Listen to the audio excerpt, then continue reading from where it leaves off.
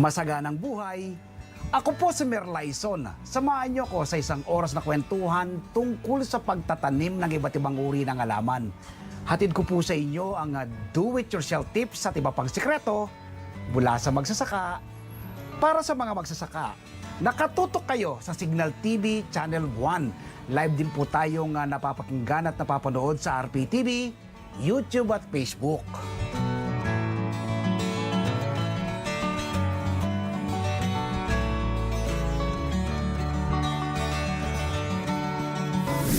Makakasama po natin ngayong umaga si Sir Glenn San Diego, coordinator ng Gulayan sa Paaralan. Dito po yan sa Marangal Elementary School, San Jose del Monte, Bulacan. Sir Glenn, kumusta po kayo? Ano pong pinagkakabalan po ninyo ngayon? Welcome po sa Marangal Elementary School. Yes po. Ang pinagkakabalan po natin ay dito sa school po ay pagtatanim po ng halaman. So pag wala po tayong tanim na halaman, ako po ay isang coach ng athletics. Wow! Tapos pag Sabado po, kami po ay nagbabasketball ng mga teacher. Katunayan nga po, may laro nga po. Kaso lang, kasi ko, ano muna tayo? Cancel muna. Dito muna tayo sa Gulayan sa Paaralan. Batiin ko na lang daw sila. Sige, sir. Mga teacher dyan, hello. Yes. Sir Glenn, ito pong pagtatanim nyo dito sa mga school, nakita ko wala kayong sinayang na espasyo. Opo. Lahat ng bakanting sisikatan ng araw, natataniman po. Gaano po ito kalawak itong taniman po ninyo dito, Sir Glenn? Kung pagsasama-samahin po, abot naman po ng 700 square meter po kung pagsasamahin, pati po yung sa likod at lahat po ng mga bakanting space po. Kailan po ito nagsimula itong Gulayan sa Paaralan ninyo, Sir Glenn? Nung na-in po ako dito sa Marangal ng 2015, so ini-inculcate ko lang po yung paggugulayan sa aking pagtuturo. And then sabi po ng mga teacher na nakakita, sumali ka din sa Gulayan sa Paaralan, may contest. Sabi ko, baka hindi naman ako manalo dyan. Sige, sumali ka lang kasi sayang yung tanim mo. Sumali naman po ako. Nung unang sali ko, pang 23 yata po ako nun. Tapos nung pangalawa, nag-ano naman po ako, pang-11. By improving, Sir Glenn, ha? Tapos yung pangatlo po, nag-first na po ako sa LGU. Tapos nag-champion kami sa DepEd. Talaga naman na. At pagkatapos nun, kami po yung pinanlaban sa region. At nag-champion din po kami doon. Sir Glenn, parang Rose from the Rock yung dalawa, ha? Nagtanim ka nung unti-unti mo siyang pinaganda. Na-perfect mo siya, Sir Glenn, ano? Sa tulong po yun nung dati na yung principal, si Ma'am Lourdes Solomon. Napakagaling po ng principal na yan. Ilan pong student population itong ating paaralan, Sir Nasa Glenn? 3,000 po kami. 3,000? So itong mga estudyante ito, bless sila, Sir Glenn. Dahil meron po Sir Glenn at nagtuturo sa kanila. Bukod po, ano pong subject na ituturo niyo? Ako po ay EPP teacher. EPP, alright? Grade 5 po ang aking tinuturuan. Pag during agriculture, first quarter po kasi namin is agriculture. So, pag may topic about sa halaman, bumababa kami dito para magtanim, minsan magdamo, mag-cultivate ng mga halaman. Po. Anong grade usually ito, Sir Glenn, pag grade 5 and grade 6 po. Grade 5 and grade 6? Yung grade 6 po, tinatawag ko lang po yung mga co-teacher ko na grade 6 na pababain dito. Pero ang usually po tinuturo ko ay grade 5 lang po. Sir Glenn, bless yung mga bata. No? Dahil pagtunto nila ng high school, marunong silang magtanim. Uso ngayon gadget, Sir Glenn. Samantalang dito sa Marangal Elementary School, natuturuan po ninyong magtanim. Hindi lang ito kalalakihan, Sir Glenn, pati mga babae. Opo, meron po akong mga tinatawag na Marangal Angels. Garden Angels po ang tawag sa kanila. Ayan, sa mga babae po, yung mga batang babae po na inaaya ko po maggulayan.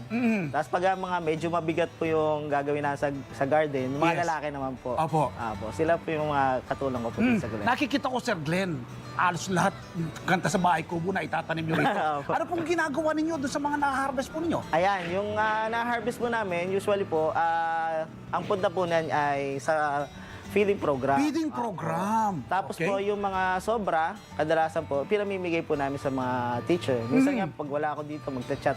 Sir Glenn, kuha ko lang sa tanim mo, ha? Sige, kuha ka lang dyan. Yan. Talaga naman, Ano naman pong pamamaraan po niyo sa pagtatanim ni Sir Glenn? Kami po ay gumagamit din po ng mga organic fertilizer. Okay, natural yan, Sir Glenn, mga containerized, mga container po yung ginagamit namin para to save space din po. Kasi nga po, katulad po dito sa school namin, wala naman po talaga kaming lupang taniman. Yes. Opo. So, magamit po kami ng mga recycled materials like tires, tsaka mga used plastic bottles Yes. para taniman po. Oo, nakita ko nga mga majority, mga bote po Apo. ng mineral water na binutas-butas po ninyo. Apo. Sir Glenn, patapon na bagay. Napapakinabangan nyo. Apo, resourceful Nakakatulong na po kayo sa waste segregation Apo, ng yun po. na programa ng ating gobyerno. Ano? po, apo. Tapos po, nabanggit nyo kanina, ibig sabihin, naiwasan na po yung mga malnourished na mga estudyante natin dito. Opo. Yun po yung programa ng DepEd para po matulungan po yung mga bata na malnourished na medyo umangat po sa kanilang mga timbang. Yes. Bukod po sa mga estudyante, Sir Glenn, sino pa po mga natuturuan po ninyo dito sa pagtatanim? Ayan. Yung mga... Kahit po yung mga maliliit na bata, pag gusto pong humingi ng punla sa akin, dahil lang po doon sa nursery namin, Okay. pwede pong kumuha. At saka yung mga magulang na Alright. napupunta dito, binibigyan din po natin ng mga punla para itanim sa kanilang mga tahanan. Walang dahilan, Sir Apo. Glenn, yung mga kabarangay nyo rito. Tinutulungan din po natin yung mga malapit na school po natin sa Oo. pagtatanim. Halimbawa po, wala silang mga punla, binibigyan din po natin. Yes, walang dahilan na hindi sila magtanim. Kasi nga, Opo. may seeds ka nang Opo, ready meron na na pamigay po. sa kanila. Ay, hindi, punla na. Opo, tatanim na lang po nila. Tubo na to.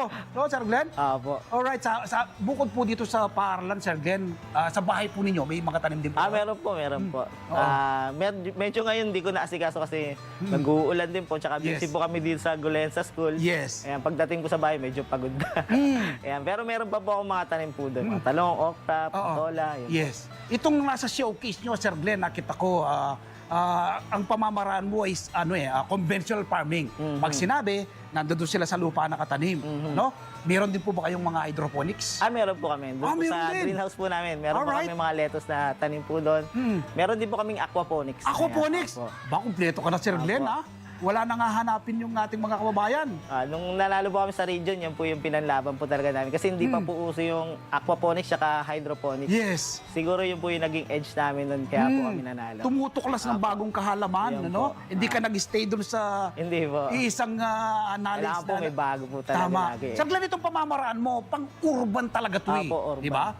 Kahit sa Metro Manila ka nakatira, city, gaya nito, itong lugar natin, Apo. city na tong San Jose del Monte, Apo. di po ba? Apo. Tamang-tama po ito. Apo. Basta may nasisikatan ng araw, pwede pong magtanim Apo. ng ganitong pamamaraan, Sir Glenn. No? Tapos, kapag po ba'y pumunta rito yung isang magulang at gustong magpaturo sa inyo, naituturo niyo naman po ba? Opo, welcome na welcome po sila. Minsan may nagbo-volunteer din po ng mga magulang dito, yung mga Dolly Tupad, Yes. mga GPTA, Yes. yan po. Tsaka yung mga gusto lang po magtanim na tumulong. Natuturuan din po natin Dito po sa school, nagkakanta rin po kayo ng pre-seminar. Po, nung nakaraan po, nakapag-conduct po kami sa yung mga tumatakbong SK po.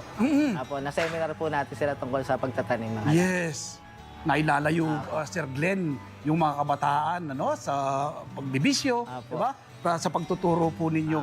Ano pa pong planong upgraded o development dito po sa mga pagtatanim po ninyo, Sir Glenn? Siguro po makapagdagdag po kami ng mga garden plots kasi nga po medyo hindi na po kagandahan yung mga garden plots namin. Tsaka Yes. minsan pag muulan, medyo nababaha.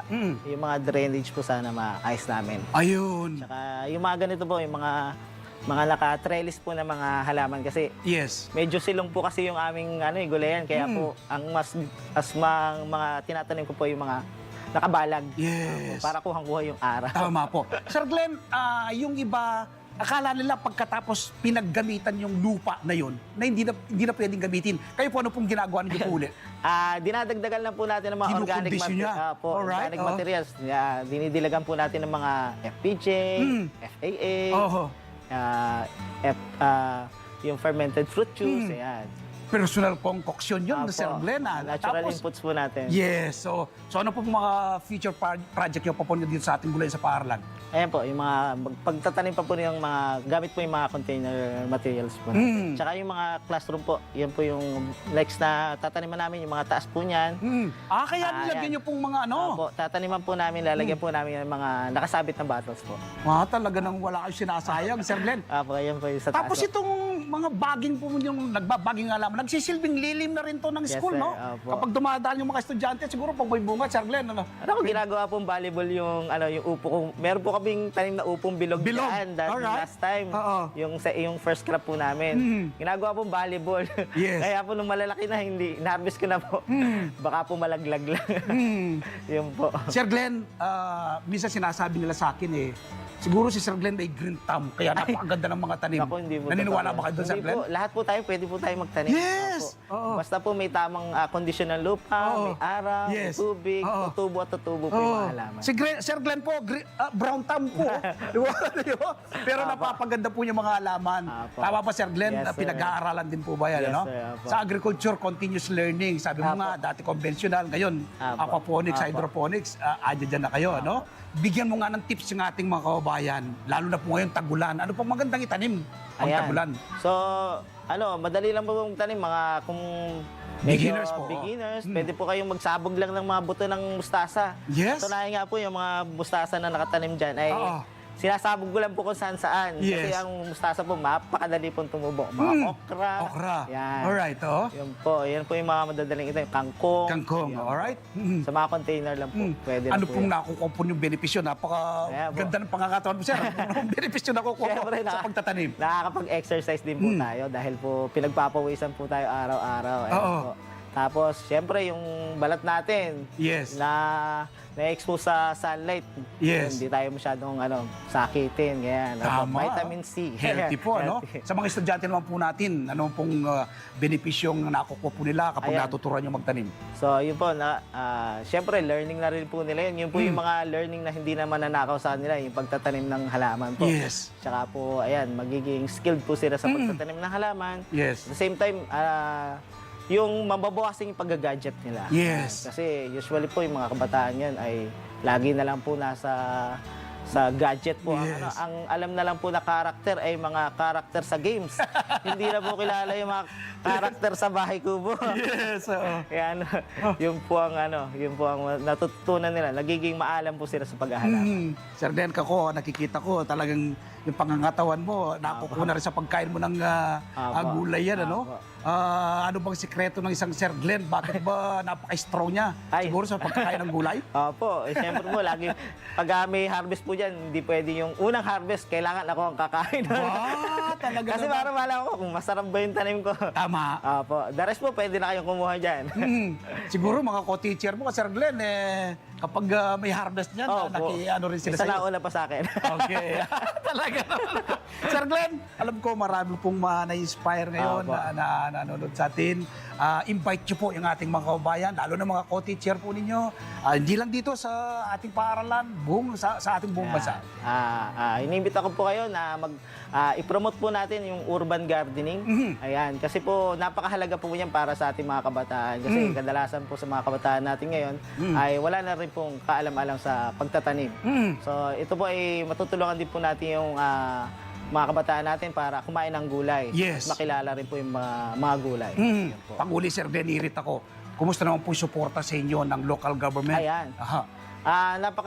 Napaka-supportive po ng aming Alright. mayor, Arthur B. Robes. Ayan po, tsaka si Ma'am Flora. Oo. Pag may hiningi po akong mga punla, kasi po, sabi ko, pag may nanghihingi po sa akin ng punla at wala na akong maibigay, Yes. at isang text ko lang po kay Ma'am Flora, Ma'am Flora, pengi ako punla. May Yes. nanghihingi sa akin.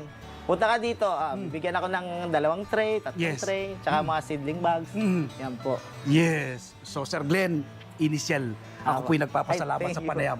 Pero mga kababayan, huwag po kayong bibitiw dahil ituturo tayo ni Sir Glenn dito po sa kanilang napakagandang garden, Gulayan sa Paaralan. Sa amin pong pagbabalik.